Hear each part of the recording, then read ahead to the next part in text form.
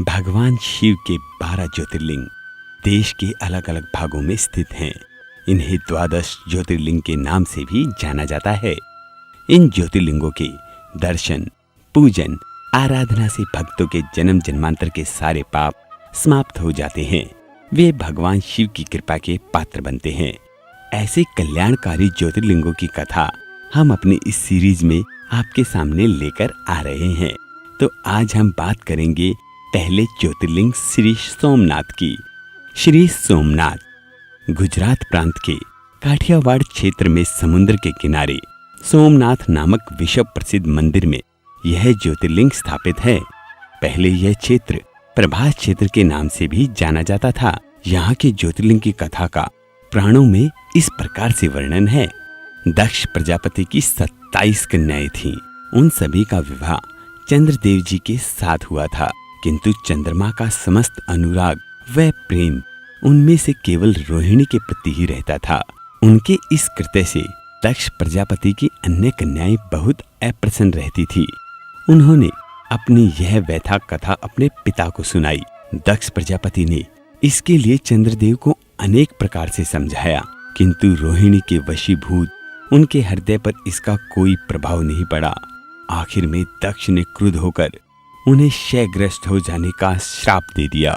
इस श्राप के कारण चंद्रदेव तत्काल क्षयग्रस्त हो गए, काले पड़ गए। उनके क्षयग्रस्त होते ही चारों ओर त्राही त्राही मच गई। अब चंद्रमा अपनी प्रार्थना इंद्र देवता के सामने लेकर गए। उनकी प्रार्थना सुनकर इंद्रादि देवता तथा वशिष्ठ आदि ऋषिगण उनके उद्धार के लिए पिता महाब्रह्मा जी के पास गए। सारी बातों को सुनकर ब्रह्मा जी ने कहा, चंद्रमा अपने शाप विमोचन के लिए अन्य देवों के साथ पवित्र प्रभास क्षेत्र में जाकर महामृत्युंजय भगवान शिव की आराधना करें। उनकी कृपा से अवश्य ही इनका शाप नष्ट हो जाएगा और ये रोग मुक्त हो जाएंगे। उनके कहने के अनुसार चंद्रदेव ने मृत्युंजय भगवान की आराधना का सारा कार्य पूरा किया।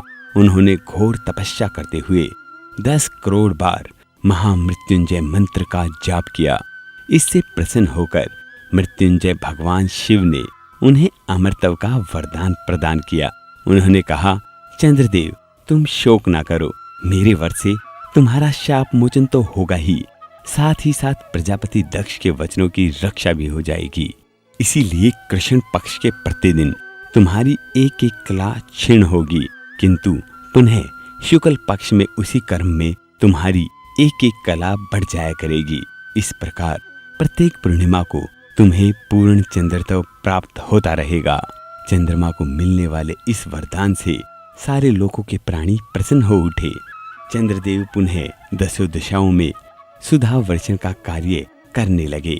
शाप मुक्त होकर चंद्रदेव ने अन्य देवताओं के साथ मिलकर महामृत्युंजय भगवान से प्रार्थना की कि आप माता पार्वती जी के साथ सदा के लिए प्राणों के उद्धारणार्थ यहाँ निवास करें। भगवान शिव ने उनकी इस प्रार्थना को स्वीकार करके ज्योतिर्लिंग के रूप में माता पार्वती जी के साथ भगवान शिव तभी से यहाँ रहने लगे। पावन प्रभास क्षेत्र में स्थित इस सोमनाथ ज्योतिर्लिंग की महिमा महाभारत, श्री भागवत कथा तथा स्कंद पुराणों में भी विस्तार से बताई गई है। इसके दर्शन, पूजन, आराधना से भक्तों के जन्म जन्मांतर के सारे पाप और दुष्कृत्य विनष्ट हो जाते हैं। वे भगवान शिव और माता पार्वती की अक्षय कृपा का पात्र बन जाते हैं। आपको एक बात और भी बता दूं, विदेशी आक्रमणों के कारण यह 17 बार नष्ट हो चुका है। हर बार यह बिगड़ता और बनता रहा है, लेकिन आज भी श्री सोमनाथ वहीं पर स्थित है। तो सब प्रेम से बोलो, बम बम भोले।